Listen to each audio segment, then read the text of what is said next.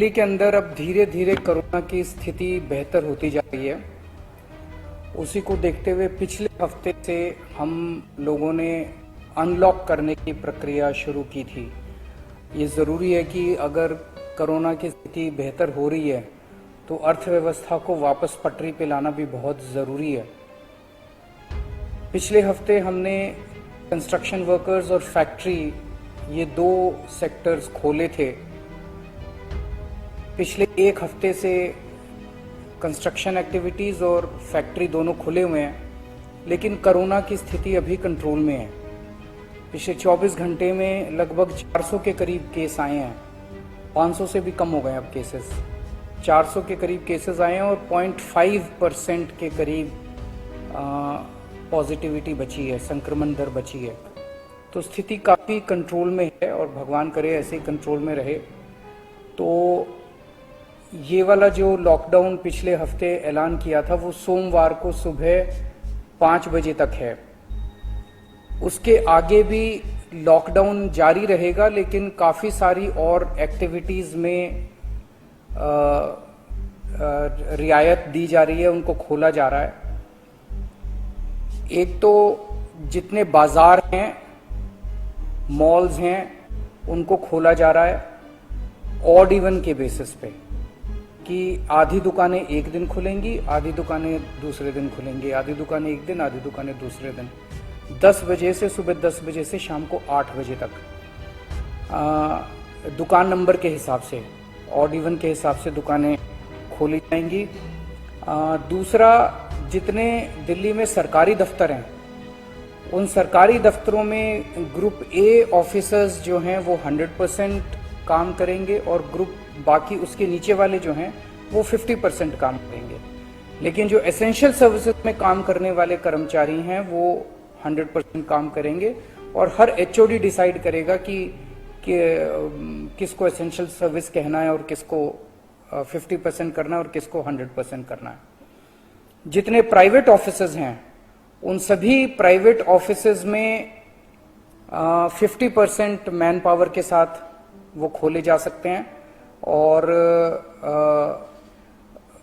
लेकिन कोशिश करेंगे कि ज़्यादा से ज़्यादा लोग वर्क फ्रॉम होम करें और अपने प्राइवेट ऑफिसेज कोशिश करें अपने टाइम को स्टैगर करने की, कि ताकि सब लोग एक साथ सड़क पे ना आए। दूसरी चीज, जो स्टैंड अलोन शॉप्स हैं और जो एसेंशियल सर्विसेज प्रोवाइड करने वाली शॉप्स हैं वो ऑड इवन के बेसिस पे नहीं, वो रोज खुलेंगी। दिल्ली मेट्रो 50% कैपेसिटी के ऊपर चालू की जा रही है और ई कॉमर्स के जरिए जो सामान बेचने की प्रक्रिया है वो चालू रहेगी। तो मोटे मोटे तौर पे ये चीज़ों की रियायत दी जा रही है और मैं उम्मीद करता हूँ इसके बाद देखेंगे कि आने वाले हफ्ते के अंदर भी कोरोना की स्थिति अगर काबू में रही तो और कई सारी एक्टिविटीज़ को फिर उसके अगले हफ्ते खोलेंगे। थर्ड वेव कहा जा रहा है, एक्सपर्ट्स कह रहे हैं कि थर्ड वेव आएगी। कब आएगी, कितनी भयावह होगी, इसके बारे में किसी को कोई जानकारी नहीं है। लेकिन एक जिम्मेदार सरकार होने के नाते हमारी जिम्मेदारी बनती है कि उसकी पूरी तरह से हम तैयारी करें, ताकि अगर थर्ड वेव आती है, अगर बहुत भयानक होती है, तो सरकार उस वक्त जनता के लिए तैयार हो। इसकी तैयारियां पूरे जोर शोर से दिल्ली सरकार के अंदर चल रही हैं और कल लगभग 6 घंटे तक मैंने 2 अलग अलग मीटिंग ली, एक्सपर्ट्स के साथ बात की, जिन ऑफिसर्स ने अभी कोरोना के दौरान काम किया था उनके साथ बात की। हमने 2 कमिटीज़ बनाई हैं, उन दोनों कमिटीज़ के साथ मैंने बहुत डिटेल में चर्चा की। एक चीज़ हम लोगों को ये तय करनी थी, इस बार कोरोना की जो पीक आई थी, मतलब एक दिन में मैक्सिमम कितने केस आए, लगभग 28,000 के करीब केसेस आए थे एक दिन में, 22 या 23 अप्रैल के आसपास। अगली पीक कितनी हो सकती है, तो ये तय किया गया कि अगली पीक 37,000, एक्सपर्ट्स के साथ बात करके, ऑफिसर्स के साथ बात करके, सबके साथ बात करके, कि 37,000 पीक मान के इसकी तैयारी शुरू की जाए। इसका मतलब ये नहीं है कि अगर इससे ज्यादा की पीक आएगी तो हम तैयार नहीं हैं, हम उसके लिए भी तैयार हैं। लेकिन एक तरह से 37,000 के बेस के ऊपर अगर हम तैयार हो गए तो फिर अगर उससे भी कहीं ज्यादा पीक आती है तो उसकी भी तैयारी हम लोग, उसकी भी, अगर 37,000 की तैयारी हमारी है तो फिर मान लीजिए और ज्यादा आती है तो उसकी तैयारी तो होगी उसके लिए हम ज्यादा तैयार हो पाएंगे। तो 37,000 को एक तरह से बेस माना जा रहा है। 37,000 की पीक की तैयारी के हिसाब से अब सारे कैलकुलेशंस किए जा रहे हैं कि अगर 37,000 की पीक आती है तो कितने बेड्स की जरूरत पड़ेगी, कितने आईसीयू की जरूरत पड़ेगी, कितने उसमें से बच्चों वाले होने चाहिए, कितनी ऑक्सीजन की जरूरत पड़ेगी, ये सारी चीजें, अब कितनी दवाइयों की जरूरत पड़ेगी, ये सारी चीजें अब कैलकुलेट की जा रही हैं। एक पीडियाट्रिक टास्क फोर्स अलग से बनाई गई है।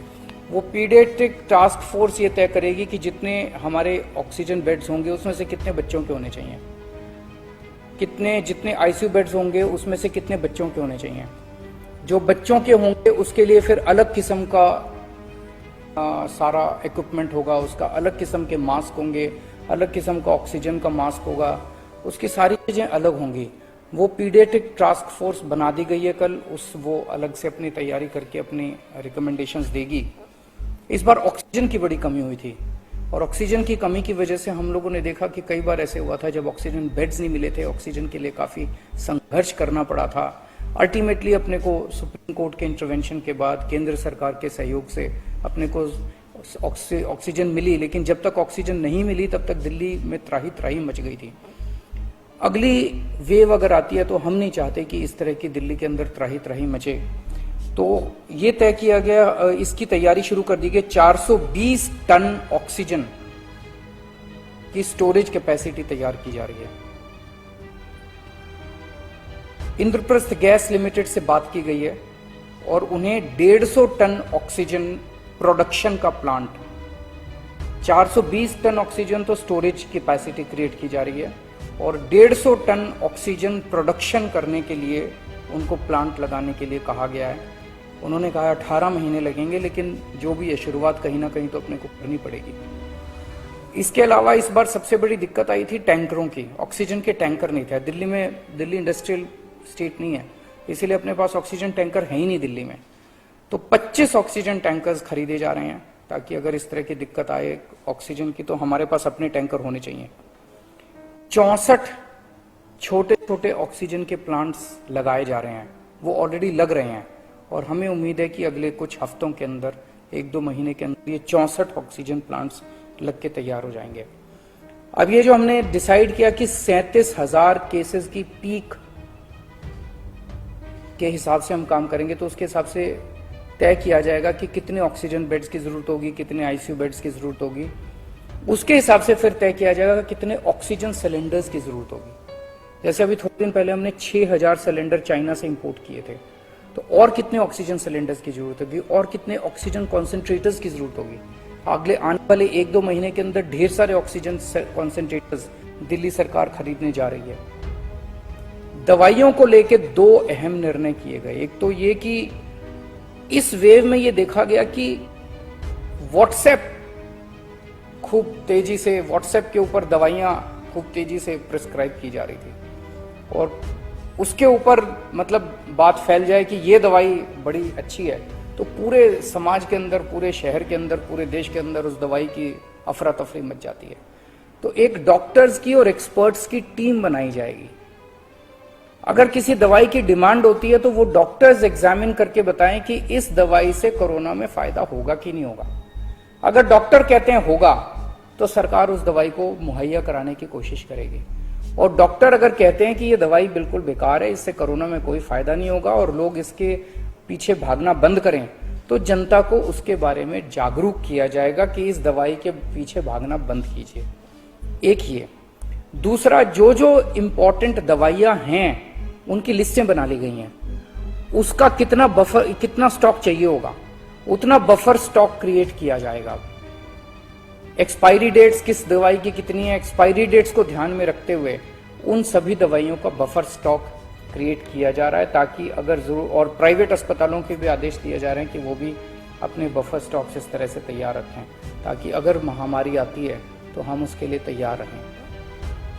इसके अलावा 2 जीनोम सीक्वेंसिंग लैब्स बनाई जा रही हैं एलएनजेपी हॉस्पिटल में और आईएलबीएस में, ताकि हमें भी पता रहे कि दिल्ली के अंदर जो भी वेरिएंट आ रहा है वो वेरिएंट कौन सा वेरिएंट है, पुराने वाला है या कोई नया वेरिएंट आ गया है, और हमें इस बारे में क्या एहतियात बरतने की ज़रूरत है, हम एक्सपर्ट से पूछ सकते हैं।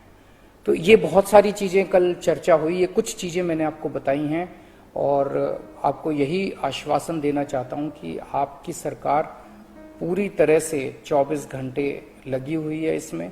मैं उम्मीद करता हूं कि अब कोई तीसरी वेव नहीं आनी चाहिए, उसके पहले हम कोशिश करेंगे अपने लोगों को वैक्सीनेट कर दें, लेकिन अगर तीसरी वेव आती है तो लोगों को तकलीफ नहीं होनी चाहिए, इसके बारे में हम पूरी कोशिश करेंगे। नमस्कार।